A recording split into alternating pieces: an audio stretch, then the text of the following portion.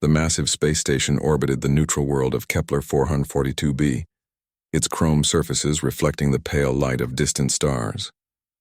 Inside the diplomatic quarters, representatives from 12 different species sat around a circular table made from crystallized antimatter. The air recyclers hummed softly, mixing atmospheric compositions to keep everyone breathing comfortably. Ambassador Zethkri of the Valtorian Empire adjusted his forearms as he leaned forward. His scaled hide shimmered with bioluminescent patterns that indicated mild amusement. The humans wish to join our Galactic Defense Coalition? His voice carried the musical quality typical of his species, but there was mockery beneath the melody. The Terran representative, Ambassador Sarah Chen, kept her expression neutral. She had expected this reaction. Humanity had only achieved faster-than-light travel 3 years ago, making them the newest species to reach interstellar capability. "We believe we can contribute significantly to galactic security," she replied calmly. A chittering laugh came from the insectoid delegate of the Hive Collective. What could a species that still uses projectile weapons possibly offer us? The translator rendered the pheromone-based communication into standard galactic speech. "We have plasma cannons that can vaporize entire asteroids."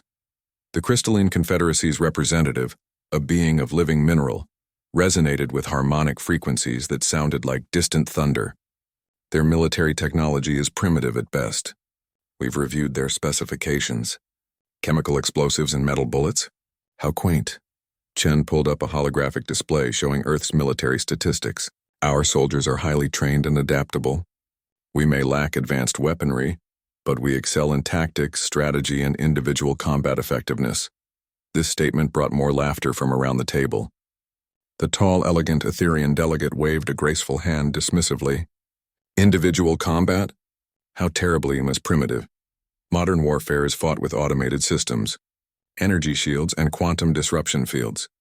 The Corvan general, a massive bear-like creature with cybernetic implants, growled his amusement. "We each have soldiers who can lift 3 tons and move faster than your human eye can track. What good is training when facing such physical superiority?" Chen had come prepared for this skepticism. She activated another display showing footage from Earth's various conflicts. "Perhaps you'd be interested in observing some of our military exercises." "By all means," Zethkri said, his patterns now glowing with entertained condescension. "Show us these remarkable human warriors." The hologram displayed a training scenario from Fort Bragg. Human soldiers moved through urban environments, using cover and coordinated movements. To the alien observers, it looked slow and cumbersome compared to their own forces.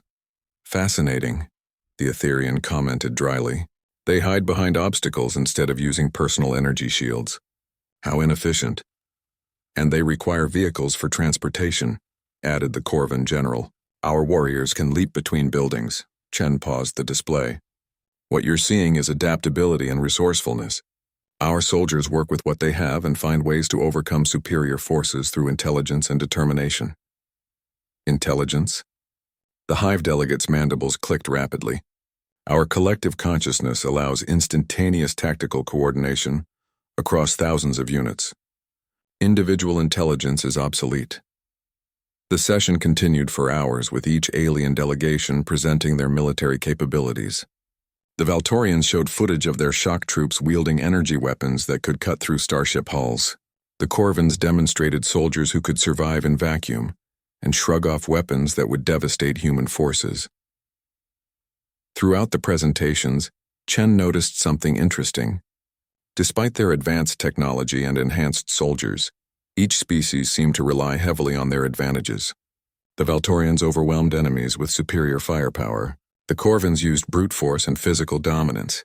The Etherians employed stealth technology and energy manipulation. "I have a proposal," Chen said as the demonstrations concluded. "Allow us to participate in the Coalition's war games next month. Let our forces train alongside yours. Judge our capabilities in action rather than on paper." The delegates exchanged glances, their various forms of communication creating a symphony of clicks, harmonics, and bioluminescent flashes. Finally, Zethkri spoke for the group. "Very well. We'll assign a human unit to the simulation. But understand, these exercises are designed to test our elite forces against realistic threats. Your soldiers will be facing scenarios where enemy forces possess technology centuries ahead of Earth's current capabilities. We understand the risks, Chen replied. We only ask for a fair chance to prove ourselves. The Corvan general leaned back in his chair, which groaned under his weight. Which unit will you send? Your best soldiers, I assume. Chen smiled for the first time during the meeting. We'll send a single operator from our special forces. Delta Force, to be specific. The silence that followed was profound. The Hive delegates' compound eyes focused intently on Chen. One soldier? Against full tactical teams from our best units? If our single operative can hold his own against your elite forces, will you reconsider humanity's application to the coalition? The Etherian delegates' form shimmered with what their species considered laughter. This is either supreme confidence or supreme foolishness. Very well. One human against our finest. When he fails, we expect humanity to withdraw their application for at least a decade. Agreed, Chen said. But when he succeeds, humanity gets full membership and a voice in coalition military planning. The terms were quickly formalized through galactic law protocols. Each delegate seemed eager to see their species humiliate the upstart humans. As the meeting adjourned, Chen could hear the continuing mockery in their various languages. Walking back to the human quarters, Chen activated her secure communication device. Command, this is Ambassador Chen. Operation Underestimation is a go. Please prepare Sergeant Marcus Reeves for immediate deployment. The response came quickly. Ma'am, are you certain? The intel suggests we'll be facing forces with capabilities far beyond anything we've encountered. Chen looked out at the star field through the station's massive viewport. Somewhere out there, hostile forces threatened the galaxy's peace. Forces that these advanced civilizations with all their technology had been fighting for decades without decisive victory. I'm certain, Command. It's time these aliens learned something about human warfare. Sometimes the most dangerous weapon isn't the most advanced one. Sometimes it's the one your enemy never sees coming.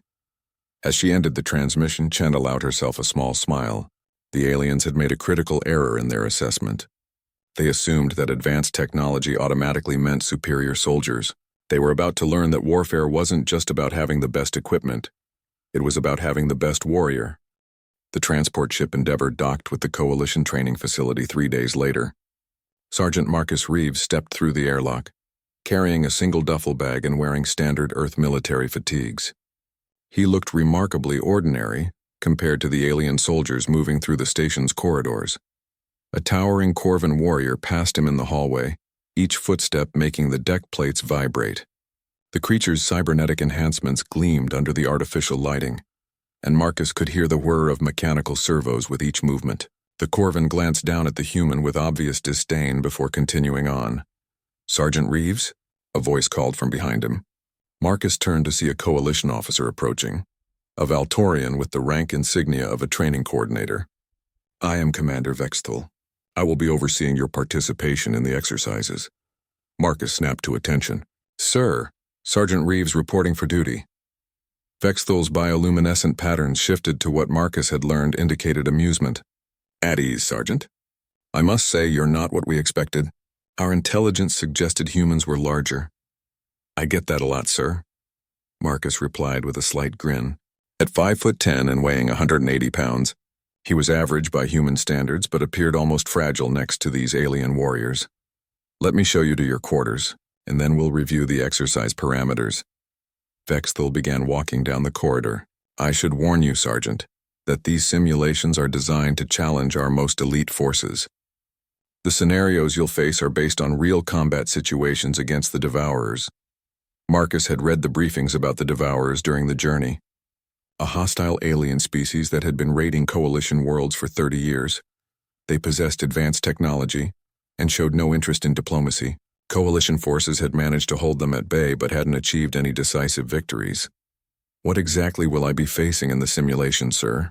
You'll be inserted into a combat zone with the objective of eliminating a Devourer command post. The simulated enemies will have full tactical AI, energy shields, and weapons that can punch through starship armor. Most of our elite units work in teams of 12 to 20 soldiers for this scenario. They stopped at a simple quarters assignment. Your equipment locker is here. We've provided you with standard Coalition gear, energy rifle, personal shield generator, tactical armor, and communication equipment. Marcus examined the alien equipment with interest. The energy rifle was sleek and lightweight, its power cells capable of delivering devastating firepower. The armor was form-fitting and incorporated advanced materials that could deflect most known weapons. The shield generator created a personal energy barrier that could absorb tremendous damage. Impressive technology, sir. How long do I have to familiarize myself with this equipment? The exercise begins in 6 hours. Most of our soldiers train for months with this gear before their first simulation. 6 hours will be fine, sir. Vexthal's patterns shifted again. Sergeant, I must ask, what makes your commanders think you can succeed where teams of our best soldiers often struggle? Marcus began examining the energy rifle, quickly figuring out its operation. Different perspective, sir. We might approach the problem differently than your forces are used to. Indeed. Well, I'll leave you to prepare. The simulation begins at 800 station time. After Vexthal left, Marcus spent the next hour thoroughly testing the Coalition equipment. The technology was certainly advanced, but he noticed several limitations. The energy rifle was powerful but had a distinctive charging sound that would give away a user's position. The armor, while protective, was bulky and would restrict movement in tight spaces. The shield generator created a visible energy distortion that could be spotted by trained observers. He opened his duffel bag and began removing items that the Coalition scanners had cleared as non-threatening. A small tube of face paint, a roll of camouflage tape, several small mirrors, a sewing kit, items that seemed innocuous but could be incredibly useful in the right hands. The training facility's observation deck buzzed with activity as word spread about the unusual test. Representatives from all 12 Coalition species had gathered to watch the humans' inevitable failure. Betting pools had been established, with odds heavily favoring the human lasting less than 10 minutes in the simulation. "This is almost cruel," commented an Etherian officer. "The human has no chance against Devourer-level opposition." General Korth, the massive Corvin who had been present at the initial meeting, rumbled his agreement. "Perhaps we should have started him against lesser opponents. This will simply be embarrassing." Admiral Zethkree activated the observation screens. No, this was their choice. Let them learn the hard way why military prowess requires more than primitive tactics. The simulation chamber was a masterpiece of technology, capable of creating completely realistic environments using hard light projections and force fields. For this exercise, it had been configured to represent a Devourer stronghold, a complex of dark metal buildings surrounded by defensive positions and patrolled by AI-controlled enemies that mimicked Devourer behavior patterns. Marcus stood at the insertion point, fully equipped with Coalition gear.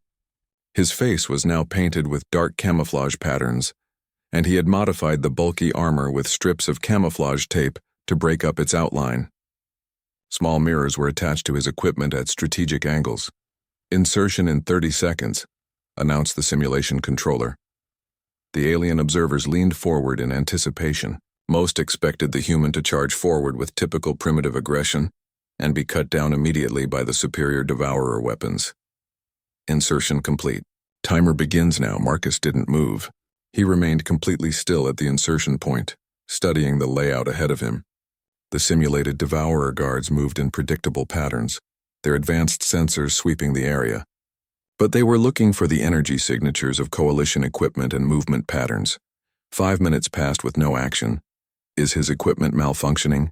asked one observer. "Perhaps he's frozen with fear," suggested another. On the 10th minute, Marcus began to move. But instead of advancing toward the objective, he moved laterally, using natural terrain features to mask his approach. His movements were slow and deliberate, timing each step to coincide with environmental sounds in the simulation. The Devourer guards continued their patrols, their sensors detecting nothing unusual. "Interesting," Admiral Zethkree murmured. "He's not using the approach route we provided." General Korth watched the displays with growing puzzlement. "Why isn't he using his energy rifle? He should have engaged the outer perimeter by now." Marcus had reached a position that the simulation designers never expected anyone to access, a maintenance shaft that provided a direct route into the complex's interior. The entrance was too small for most Coalition soldiers in their bulky armor, but Marcus had loosened several armor plates, allowing him to compress his profile just enough to fit through. "That's impossible," breathed the simulation controller. No one has ever used that route. 20 minutes into the exercise, Marcus emerged inside the command post itself, bypassing all the exterior defenses entirely. The simulated Devourer commanders were focused on their monitoring stations, watching for threats from the expected approach routes. Marcus drew a simple combat knife from his boot, a piece of equipment so primitive that the Coalition scanners hadn't even registered it as a weapon. Moving with fluid precision, he eliminated the command post guards in complete silence. The simulation ended with the objective complete. Total elapsed time: 22 minutes, 14 seconds, 0 casualties sustained. The observation deck fell silent. "Run the simulation again," Admiral Zethkri ordered. "There must have been a malfunction." "Sir," the controller replied quietly. "All systems functioned perfectly. The humans simply found a way we never considered." General Korth's massive frame shook with what might have been laughter or disbelief. 40 years of tactical development, and he solved it in 22 minutes using a knife and some face paint. The second simulation launched immediately. This time, the Coalition observers had modified the parameters, sealing the maintenance access route that Marcus had used and adding additional sensor coverage. The difficulty had been increased to maximum levels, with twice as many guards and more sophisticated detection equipment. "Let's see him adapt to this," muttered Commander Vexthol, his bioluminescent patterns displaying skeptical confidence. Marcus studied the new layout for several minutes before beginning his approach. The alien observers noticed that he had made additional modifications to his equipment. The energy rifle now had strips of fabric wrapped around its barrel, and he had somehow reduced the armor's electromagnetic signature by rerouting several power connections. "What is he doing to our equipment?" asked a horrified Etherian technician. "Those modifications could destabilize the power matrix." "Actually," said a young Valtorian engineer, studying the readings carefully, "his changes are reducing the equipment's detectable signatures without compromising functionality. It's quite ingenious."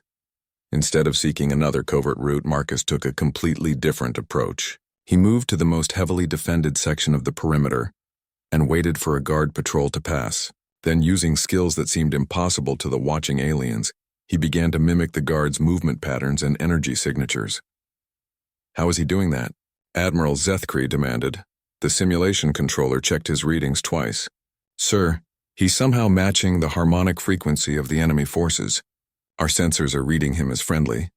Marcus walked openly through the defensive perimeter, his modified equipment generating the right electromagnetic patterns to fool the automated systems. When he encountered guards, he moved with the same rhythm and posture as the simulated Devourers, staying just at the edge of their vision where the detail resolution was poorest. "This is impossible," General Korth growled. "No Coalition soldier has ever attempted anything like this." "Because no Coalition soldier would ever think like this," replied the Etherian observer quietly. "We rely on our technology to overcome obstacles. He's using the obstacles themselves as weapons." 15 minutes into the second simulation, Marcus had infiltrated the command center using nothing more than behavioral mimicry and equipment modification. He eliminated the command staff with the same silent efficiency as before, completing the objective without raising any alarms. Time: 15 minutes. 37 seconds, casualties 0. The observation deck buzzed with uncomfortable conversation. These weren't flukes or equipment malfunctions. This human soldier was demonstrating capabilities that challenged everything the Coalition understood about military tactics. Third simulation, Admiral Zethkri ordered grimly. "Maximum difficulty. Full defensive protocols. I want to see him fail at something." The third scenario was designed to be impossible for a single operator. The objective was now a heavily fortified bunker surrounded by overlapping fields of fire, multiple layers of sensors, and roving patrols equipped with the most advanced detection equipment in the Coalition arsenal. The simulation AI had been programmed to learn from the previous attempts and adapt its defenses accordingly. Marcus examined this new challenge with the same methodical patience he had shown before. But this time, instead of looking for ways to infiltrate or disguise himself, he began studying the defender's communication patterns and response protocols. "He's not moving," observed Commander Vexthol. Perhaps this scenario is finally beyond his capabilities. Marcus spent nearly 20 minutes in apparent inactivity. The alien observers began to relax, convinced that they had finally presented a problem the human couldn't solve. Then Marcus began moving, but not toward the objective. He circled to the far side of the simulation area and began making noise. "What is he doing?" demanded General Korth. "He's deliberately giving away his position." Marcus triggered a small explosion using improvised materials from his equipment, creating enough disturbance to alert the guard forces. Immediately, response teams began converging on his position. But by the time they arrived, Marcus had disappeared. The guards found evidence of the explosion but no sign of the intruder. They began expanding their search pattern, pulling defenders away from the objective area. Marcus had created a diversion, but the watching aliens couldn't understand the purpose. The guards would eventually return to their posts. "He's wasting time," Admiral Zethkri commented. "Those guards will be back at their positions within minutes." But Marcus wasn't waiting for them to return. While the response team searched for him on one side of the complex, he was using the temporary gap in coverage to approach the objective from the opposite direction. He had studied their response protocols during his period of observation and calculated exactly how they would react to a threat. "Extraordinary," breathed the young Valtorian engineer. He turned their own tactical doctrine against them. Marcus reached the bunker and discovered that the entrances were sealed with energy barriers that required specific access codes. Instead of trying to break through the barriers, he used his small mirrors to redirect light from the guard's own equipment, creating a laser that could cut through the bunker's armor plating at a point where no sensors were monitoring. "He's using their own technology against them without even taking it," marveled an Etherian tactician. "The light sources he's redirecting are coming from the guard's equipment. They're literally helping him breach their own defenses without knowing it." Marcus entered the bunker through his improvised entrance and completed the objective while the guard forces were still searching for him on the other side of the complex. Time 18 minutes. 45 seconds, casualties 0. Alarms triggered 0. The observation deck fell into stunned silence. 3 consecutive impossible victories using methods that no coalition military academy had ever taught or even considered. How? General Korth's voice was barely a whisper. Marcus emerged from the simulation chamber and removed his modified equipment. His demeanor remained calm and professional, as if he had just completed a routine training exercise rather than revolutionized galactic military thinking. Commander Vexthal met him at the exit. "Sergeant Reeves, those were remarkable performances. How did you develop these techniques?" "Standard training, sir. Delta Force emphasizes adaptability and unconventional problem-solving. We are taught to use the environment and the enemy's own capabilities against them. But your technology is so primitive compared to ours. How could primitive training produce such advanced tactics?" Marcus considered this question carefully. "With respect, sir, I think that's exactly why it works. Your forces have become dependent on technological solutions. When you have overwhelming firepower and advanced defenses, you don't need to think creatively about alternatives. But when you're outgunned and outnumbered, you learn to find advantages where no one expects them to exist." Admiral Zethkri descended from the observation deck, his patterns displaying deep contemplation. "Sergeant, you've completed 3 scenarios that our best teams struggle with, and you've done it using methods we never imagined. What would you do against a real devourer force?" "The same thing, sir, but better. These were simulations. Real enemies make mistakes, get tired, and have emotions that can be exploited.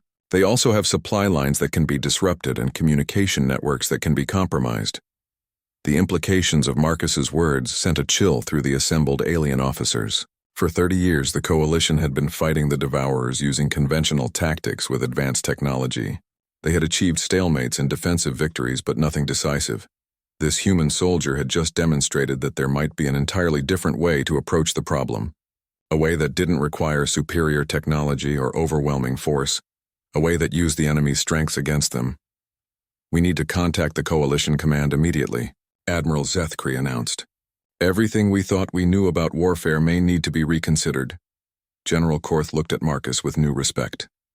"Sergeant, would you be willing to train some of our forces in these unconventional methods?" Marcus smiled. "Sir, I'd be honored. But I should warn you, this kind of training requires learning to think like the underdog. Your forces will need to forget about their technological advantages and learn to fight like they're always outnumbered and outgunned." Even if they are superior to their opponents? Especially then, sir. The moment you start relying on your advantages, you stop looking for new ones. And in war, the side that stops adapting first usually loses. 2 weeks after Marcus's demonstration, the Coalition training facility had been transformed. What was once a sterile environment focused on technology and firepower had become something resembling a combination of obstacle course and puzzle laboratory. Human instructors had arrived from Earth, bringing with them training methods that seemed primitive but were proving devastatingly effective. Captain Elena Rodriguez watched as a squad of elite Corvan warriors attempted to navigate a scenario that Marcus had designed. The massive soldiers, each one capable of lifting several tons and equipped with the finest Coalition technology, were struggling with what humans would consider a basic infiltration exercise. "They're thinking like hammers," Marcus explained to the group of alien officers observing the training. "When you're a hammer, every problem looks like a nail. They see an obstacle and their first instinct is to smash through it with superior force." On the training ground, the Corvan squad had encountered a locked door. Instead of finding an alternative route or creating a diversion, they were attempting to blast through the barrier with their energy weapons. The exercise parameters made this approach impossible, but they kept trying variations of the same basic strategy. "In human special forces, we have a saying," Captain Rodriguez added. "The easy way is usually watched. The hard way is usually mined. But the stupid way is usually unguarded." Commander Vexthal, who had been observing the training sessions religiously, activated his translator. "Could you explain that philosophy further?" Marcus gestured toward the Corvan squad. "Your forces are trained to use the most efficient solution to every problem. That makes them predictable. Enemies can anticipate efficient tactics and prepare countermeasures, but nobody prepares for someone to deliberately choose the most illogical approach." As if to demonstrate his point, Marcus walked over to the locked door that was stymieing the Corvan squad. Instead of trying to go through it, he began examining the walls around it. Within minutes, he had located a ventilation grate that provided access to the room beyond. "The door isn't the only way in," he explained as he squeezed through the opening. "It's just the most obvious way." The Corvan squad leader, a veteran of dozens of battles, watched this demonstration with growing understanding. "You're saying we should ignore our advantages?" "No," Marcus replied, emerging from the ventilation system. "I'm saying you should hide your advantages until the perfect moment to use them. Make the enemy think you're weak when you're strong, and make them think you're strong when you're weak." This concept was proving difficult for the Coalition forces to grasp.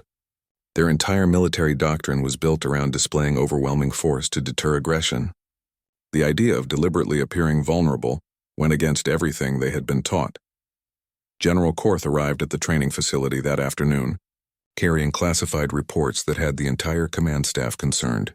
"Sergeant Reeves, we've received intelligence that changes everything.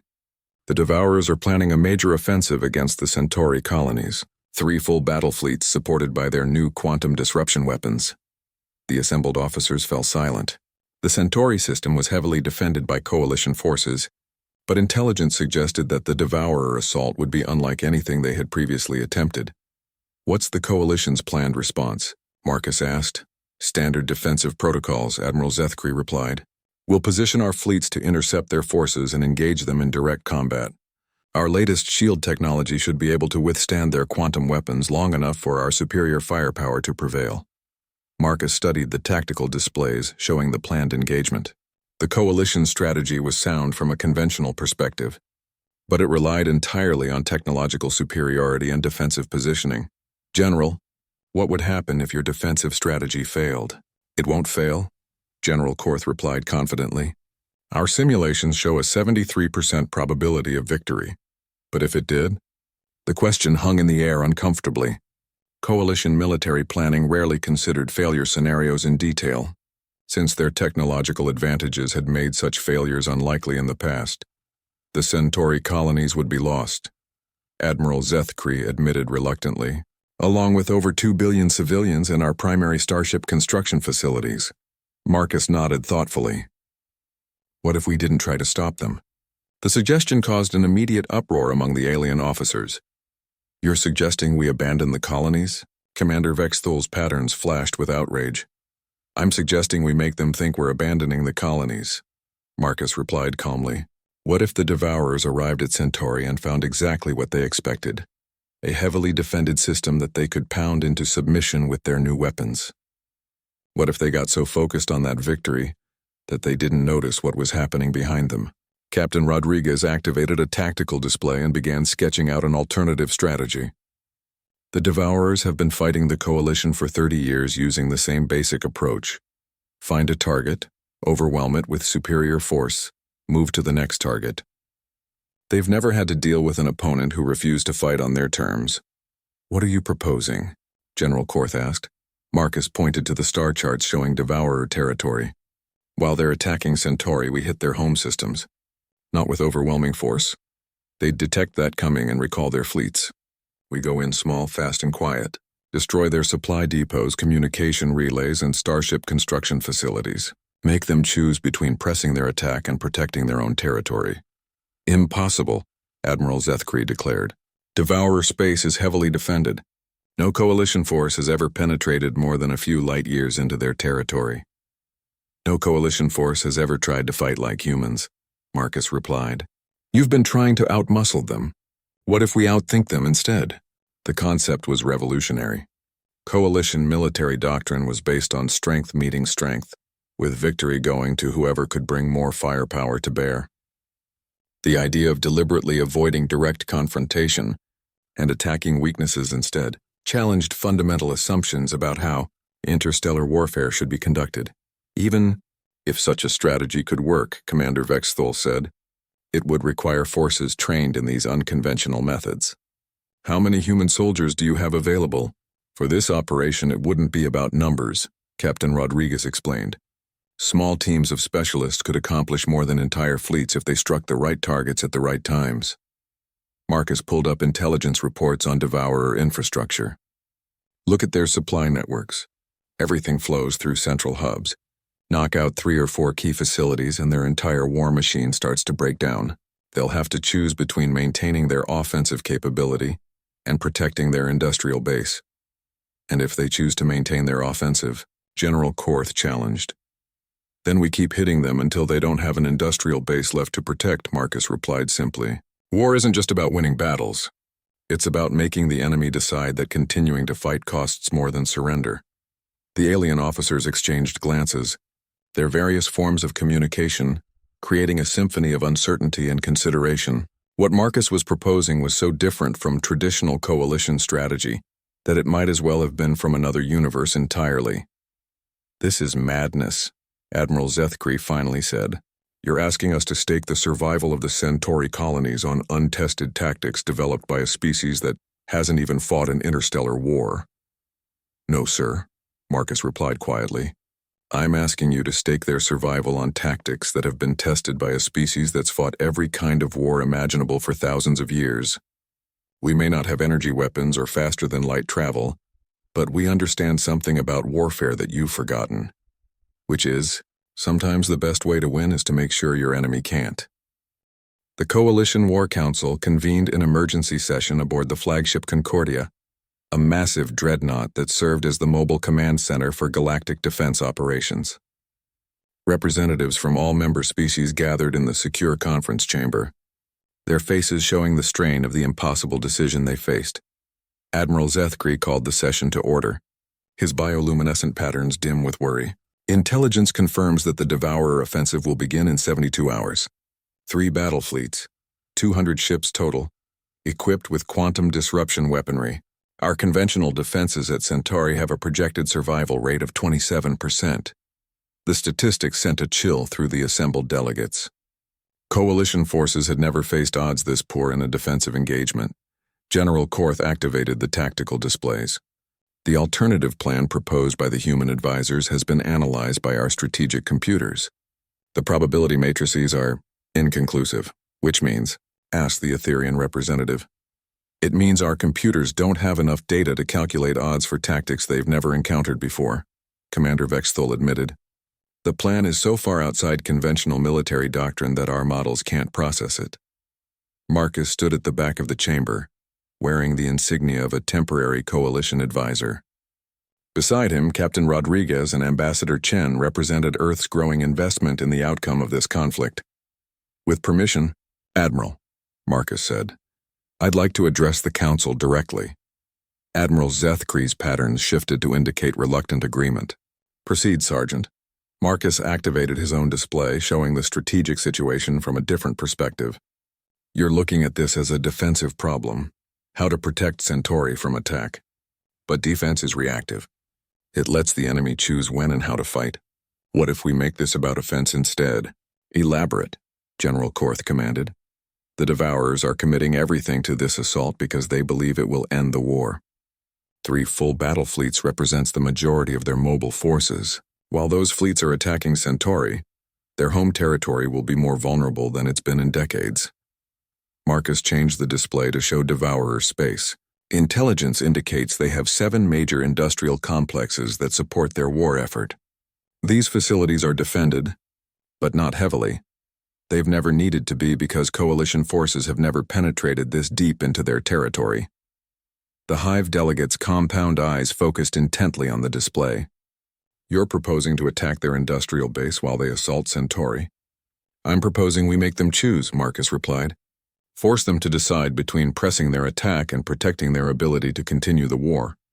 If they maintain their offensive, we destroy their capacity to build new ships and weapons. If they recall forces to defend their industry, Centauri survives. And if they split their forces, challenge the crystalline representative. Then they're not strong enough to accomplish either objective effectively, Captain Rodriguez answered. Divided forces rarely succeed against concentrated ones. Admiral Zethkree studied the proposed targets. Even assuming such an attack could succeed, the casualties would be enormous. Coalition forces have never operated this far behind enemy lines. Coalition forces have never had to, Marcus pointed out. You've been fighting from a position of strength for so long that you've forgotten how to fight from weakness. But sometimes weakness is an advantage. How can weakness be an advantage? Demanded General Korth. Marcus smiled grimly.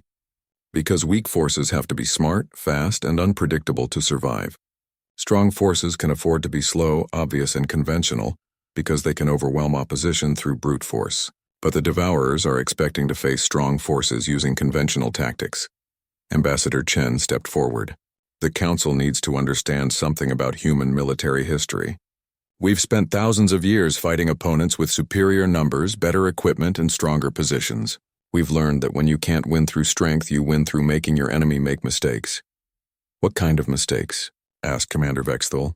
Getting so focused on their objectives that they ignore their vulnerabilities, Marcus replied. The Devourers want to destroy Centauri so badly that they're willing to leave their own territory exposed. That's exactly the kind of thinking we can exploit. The debate continued for hours. Traditional military minds struggled with concepts that seemed to violate everything they understood about warfare. The idea of deliberately avoiding strength-on-strength engagements challenged fundamental assumptions about how conflicts should be resolved. Finally, Admiral Zethkree called for a vote. All those in favor of implementing the human strategy? The result was closer than anyone had expected. Fear of the conventional approach's poor odds had made many delegates willing to try something unprecedented. The motion passes by a margin of 1 vote, Admiral Zethkree announced. May the ancestors forgive us if we're wrong. Marcus felt the weight of responsibility settle on his shoulders. The fate of billions of lives now depended on tactics developed by a species that many of these aliens had considered primitive just weeks ago. What do you need? General Korth asked. Volunteers, Marcus replied immediately. This operation requires soldiers who can adapt, improvise, and think independently. They'll be operating behind enemy lines with minimal support and no possibility of reinforcement. How many volunteers? 12 teams, 4 soldiers each. 48 total. The numbers seemed impossibly small to the alien commanders. Coalition operations typically involved hundreds or thousands of soldiers, supported by massive logistics networks. 48 soldiers to attack 7 major industrial complexes?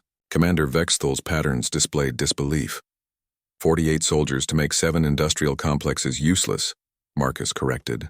We're not trying to capture territory or engage in prolonged battles. Hit fast, cause maximum damage, and disappear before enemy forces can respond. What about the Centauri defense? Admiral Zethkree asked. Captain Rodriguez activated another display. Minimum viable defense. Enough forces to make the Devourers think they're facing serious resistance, but not enough to actually stop their assault. The goal is to make them commit fully to the attack, while we dismantle their ability to sustain it. This is the most dangerous gamble in Coalition history, General Korth observed. Marcus nodded soberly. Yes, sir, it is. But conventional tactics have a 27% chance of success. This approach gives us a real chance to end the war instead of just surviving another battle. The volunteers began reporting within hours. To Marcus's surprise, they came from every member species of the Coalition. Veterans who had grown frustrated with endless stalemates. Young officers eager to try new approaches. Specialists who understood that their technological advantages meant nothing if they couldn't protect the people depending on them. Marcus looked at the assembled force, a mix of species, specialties and experience levels united by their willingness to try something that their own military experts considered impossible. Ladies and gentlemen, he announced to the group, we have 60 hours to prepare for an operation that will either end this war or lose it. Either way, after this mission, nothing will ever be the same. The training began immediately. For the next 2.5 days, Marcus and his human colleagues worked around the clock to teach alien soldiers how to think like underdogs, how to turn superior enemy technology against itself, and how to accomplish strategic objectives through tactics that no military academy would ever officially endorse. As the volunteers learned to fight like humans, the Devourer fleets moved toward Centauri, confident that they were about to win the war that had consumed both sides for 3 decades. They had no idea that the rules of the game were about to change completely.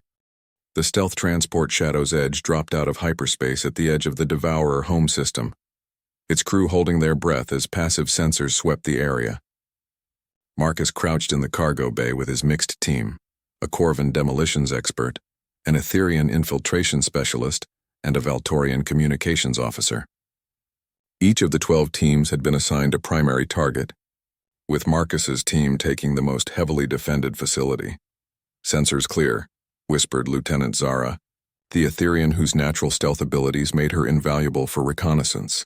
The orbital defense platforms are focused outward, watching for large-scale attacks, exactly as Marcus had predicted. The Devourers had never faced infiltration tactics before, so their defenses were designed to stop fleets, not individual operatives. Corporal Thak, the massive Corvan, checked his modified equipment one final time. Over the past weeks, he had learned to think beyond explosives as the solution to every problem. Charges are configured for maximum disruption with minimum signature, he reported quietly. Ensign Veltar, the young Valtorian communications specialist, monitored enemy transmissions. Devourer Command is coordinating the assault on Centauri. All 3 fleets are fully committed to the attack. Perfect timing, Marcus murmured. They're so focused on their offensive that they're not watching their back door. The transport approached the industrial complex using a trajectory that mimicked space debris. The facility was a massive structure built into an asteroid, its surface bristling with manufacturing equipment and defensive systems. Under normal circumstances, it would require a full battle fleet to threaten such a target. But these weren't normal circumstances. Remember, Marcus told his team as they prepared for insertion, we're not here to fight the entire garrison. We're here to break their toys so they can't make new ones. The infiltration went exactly as planned. Zar's abilities allowed the team to bypass perimeter sensors, while Thak's expertise identified the most critical systems to target. Veltar monitored communications to ensure they weren't detected, and Marcus coordinated the operation using techniques that would have been familiar to any human special forces unit, but were revolutionary to Coalition military thinking. Within 2 hours, the industrial complex's primary manufacturing systems had been sabotaged beyond repair.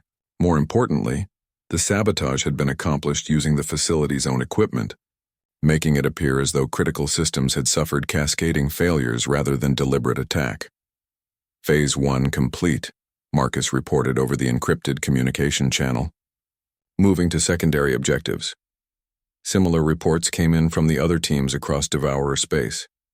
Facilities that had operated for decades were suddenly experiencing mysterious equipment failures, communication disruptions, and supply chain breakdowns. The attacks were so subtle that it took the Devourer command several hours to realize they were under coordinated assault. Meanwhile, at Centauri, the minimal coalition defense force was putting up exactly the kind of resistance the Devourers expected. Ships engaged in conventional tactics, using superior firepower and defensive positions to inflict casualties on the attacking fleets. The battle was proceeding according to standard patterns, with the Devourers gradually overwhelming coalition defenses through sheer numbers and their new quantum weapons. Admiral Zethkri, commanding the Centauri defense from the bridge of his flagship, watched the tactical displays with growing tension. Devourer forces are maintaining full commitment to the assault, he reported to Coalition Command. No signs of withdrawal or reinforcement requests. The success of the human strategy depended on perfect timing. The industrial raids had to cause enough damage to threaten the Devourer war effort without triggering an immediate response that would expose the infiltration teams. Marcus's team had moved on to their secondary target, a communication relay that coordinated supply shipments across 3 star systems. Destroying it would cripple logistics operations without causing the kind of obvious explosion that would alert defense forces. "This is incredible," Veltar whispered as he studied the relay's systems. "Their entire supply network runs through this single facility. It's like building a bridge with only one support." "That's what happens when you never have to worry about guerrilla attacks," Marcus replied. "Efficiency becomes more important than redundancy." The team spent another hour carefully sabotaging the relay's quantum communication arrays.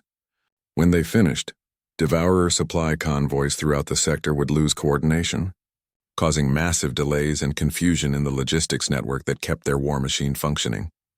"All teams, report status," Marcus transmitted on the command channel. The responses painted a picture of unprecedented success. 7 major industrial facilities had been neutralized. 3 critical communication nodes were offline. 2 primary supply depots had suffered catastrophic inventory losses that would take months to replace. More importantly, the Devourer command structure was beginning to panic. Reports of equipment failures and supply disruptions were flooding in from across their territory, but the pattern of attacks was so unlike anything they had encountered that they couldn't determine the scope of the threat. "Enemy forces at Centauri are requesting permission to recall fleet elements for home defense," reported Admiral Zethkri. "They're starting to understand that something is happening behind their lines." This was the critical moment. If the Devourers recalled their fleets now, Centauri would survive, but the war would continue. If they pressed their attack despite the threats to their homeland, they would win the battle but lose their capacity to continue fighting. "All teams, initiate Phase 3, Marcus ordered. Phase 3 was the most dangerous part of the operation. Instead of continuing the subtle sabotage that had worked so far, the teams would now launch obvious attacks designed to force the Devourers into an impossible decision. Marcus's team approached their tertiary target, a starship construction facility that was building the next generation of Devourer warships. Instead of sabotaging the facility, they were going to destroy it spectacularly. "Thak, how big an explosion can you create with their own fuel reserves?" The Corvin demolitions expert studied the facility's power systems with professional interest. "Big enough to be visible from orbit," he replied with satisfaction. "Perfect. Zara, can you get us to the fuel processing center without triggering alarms?" "Already mapped the route," the Etherian replied. "Their security is designed to keep people out, not to track movement once you're inside. Veltar, I need you to hack their communication system. When this facility explodes, I want every Devourer command post to know about it immediately." The young Valtorian's patterns showed nervous excitement. "Sir, that will expose our position to every enemy force in the system." "That's the idea," Marcus replied calmly. "Sometimes the best way to complete a mission is to make sure everyone knows you completed it." The attack proceeded flawlessly. Thak's charges turned the facility's own fuel supplies into a devastating explosion that could be seen across half the star system. Veltar's hack ensured that news of the destruction reached Devourer Command within minutes, along with similar reports from the other 11 teams. Suddenly, the Devourers weren't just dealing with equipment failures and supply disruptions. They were facing coordinated attacks on their most vital infrastructure by an enemy they couldn't identify, locate, or effectively counter at Centauri. The assault fleets received desperate orders to break off their attack, and return to defend their home systems. But the battle had reached a critical phase where disengaging would mean abandoning their objectives and admitting defeat. The Devourer fleet commanders faced exactly the choice Marcus had intended: press their attack and lose their industrial base, or defend their territory and lose their best chance to win the war. "Sir," Veltar reported urgently, "Devourer communications are indicating massive fleet redeployments. They're recalling forces from Centauri and 6 other offensive operations." Marcus smiled grimly as his team prepared for extraction. The mission was succeeding beyond their most optimistic projections. The Devourers weren't just losing industrial capacity, they were losing strategic initiative. For the first time in 30 years of war, coalition forces were dictating the terms of engagement. "All teams, execute extraction protocols," Marcus transmitted. Mission accomplished. As the stealth transports began picking up the infiltration teams, reports flooded in from across the galaxy. Devourer forces were in full retreat, abandoning offensive operations to protect their homeland from an enemy they still didn't fully understand. The war was far from over, but its fundamental nature had changed. The Devourers would never again be able to launch massive offensives without worrying about what might be happening behind their lines. Marcus had taught the galaxy something that humanity had learned long ago. Sometimes the best way to win a war is to make your enemy afraid to fight it. 6 months later, the same space station that had once witnessed alien mockery of human military capabilities now hosted the largest strategic planning conference in galactic history. The war against the Devourers hadn't ended, but it had been fundamentally transformed from a grinding stalemate into a series of coalition victories that had pushed enemy forces back across dozens of star systems. Marcus stood before the assembled delegates, now wearing the insignia of a coalition strategic advisor, the first human to hold such a rank. Behind him, displays showed the dramatic shift in the galactic balance of power. "The Devourer war machine has been reduced by 73%, he reported to the gathering of alien military commanders. Their industrial capacity is operating at 28% of pre-operation levels. Most significantly, their offensive capabilities have been entirely neutralized." Admiral Zethkri, whose patterns now displayed genuine respect, activated the tactical overview. 12 infiltration teams accomplished what 3 decades of conventional warfare could not. "The enemy has been forced into a purely defensive posture." "How?" asked a newly arrived delegate from the Outer Rim territories. "Our intelligence briefings indicated that coalition forces achieved these results without deploying massive fleets or new superweapons." General Korth, who had become one of the strongest advocates for human tactical doctrine, answered the question. "They taught us that warfare isn't just about having superior tools. It's about using whatever tools you have more intelligently than your opponent." The transformation hadn't been limited to military strategy. Coalition forces across the galaxy were learning human-developed techniques that emphasized adaptability, psychological warfare, and asymmetric tactics. The results had been revolutionary. Captain Rodriguez, now director of the newly established Unconventional Warfare Academy, addressed the gathering. "What we discovered is that advanced technology can become a weakness if it makes you predictable. The Devourers had spent 30 years learning to counter coalition capabilities, but they had no defense against capabilities they never imagined we possessed." Commander Vexthul, whose own military thinking had been completely revolutionized by the experience, displayed footage from recent operations. "Coalition forces are now achieving objectives using 10% of the resources previously required. More importantly, casualty rates have dropped by 85% because our enemies can no longer predict our methods. The success hadn't come without cost. Learning to think like underdogs had required coalition forces to abandon comfortable assumptions about technological superiority and overwhelming force.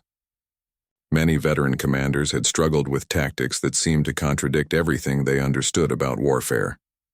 The most difficult challenge, General Korth admitted, was learning to fight like we were weak even when we were strong. Every instinct trained into coalition military doctrine emphasized using our advantages directly. Learning to hide those advantages and strike where enemies weren't prepared required completely retraining our thinking. Marcus nodded in agreement. That's always the hardest part. When you have superior technology, it's natural to want to use it. But sometimes the most powerful weapon is the one your enemy doesn't know you have until it's too late. The Devourer threat, while diminished, hadn't been eliminated entirely.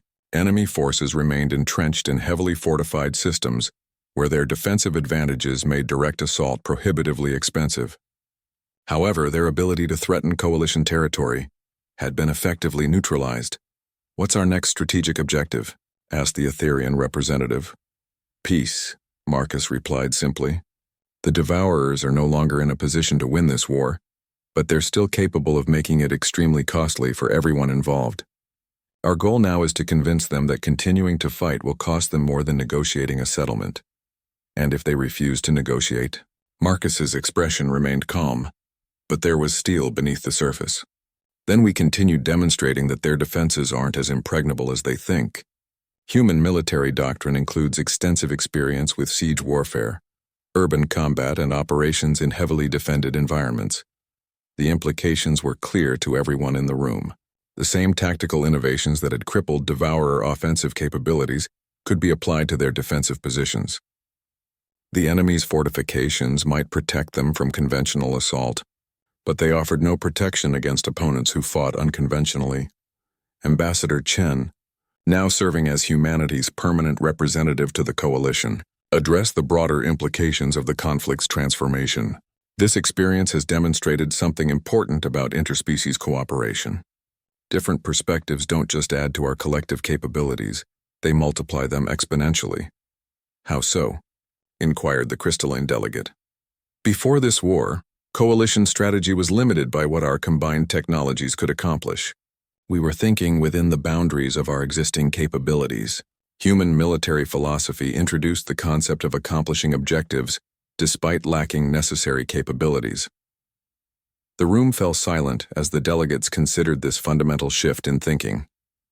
For millennia, galactic civilization had assumed that military success required superior resources and technology. The idea that inferior forces could consistently defeat superior ones through tactics and psychology challenged basic assumptions about how conflicts were resolved. "There's something else," Marcus continued. "The techniques we've taught coalition forces aren't specifically human.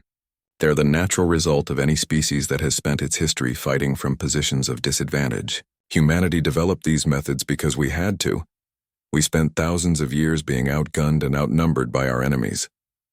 "You're suggesting other species could develop similar capabilities?" asked Admiral Zethkri. "I'm suggesting that any species facing extinction-level threats will either develop these capabilities or cease to exist," Marcus replied. "Humanity survived to reach the stars because we learned that when you can't win through strength, you win through making your enemies defeat themselves." The conference continued for 3 days, with human advisors sharing decades of accumulated knowledge about irregular warfare, psychological operations, and asymmetric tactics. Coalition forces learned about concepts that had no equivalent in their previous military experience: guerrilla warfare, insurgency tactics, information warfare, and the strategic use of seemingly primitive technology. More importantly, they learned to think differently about the fundamental nature of conflict itself. On the final day of the conference, Marcus stood once again before the assembled delegates. "6 months ago, many of you questioned whether humanity deserved membership in this coalition. You saw our primitive technology and limited industrial capacity as evidence that we had nothing to contribute to galactic defense." Murmurs of embarrassment rippled through the gathering. The memory of their initial dismissal of human capabilities now seemed almost absurd in light of recent events. "But the real question was never whether we deserved membership," Marcus continued. "The question was whether the coalition deserved to have access to human military philosophy. Because that philosophy represents something that advanced civilizations sometimes forget: that victory doesn't go to whoever has the best equipment. Victory goes to whoever refuses to accept defeat." As the conference concluded, plans were already being developed for the next phase of coalition strategy. Human tactical advisors would be assigned to military units across the galaxy. The Unconventional Warfare Academy would train a new generation of officers in methods that emphasized adaptability over firepower. Most significantly, the coalition's approach to future conflicts would be fundamentally different. Instead of relying primarily on technological superiority, they would emphasize psychological warfare. asymmetric tactics and the strategic use of enemy, strengths against themselves. The galaxy had learned that sometimes the most dangerous warrior isn't the one with the best weapons, it's the one who knows how to win without them. As Marcus prepared to return to Earth for his next assignment, Ambassador Chen approached him with a final message from Coalition Command. They want to know if humanity would be interested in a permanent strategic partnership, full membership, equal voting rights, and access to Coalition technology in exchange for continued military advisory services. Marcus smiled. Tell them we'll consider it, but we have one condition. Which is? Next time someone mocks human soldiers, make sure they're prepared to back up their words with more than just superior technology. The age of human warfare had begun, and the galaxy would never be the same.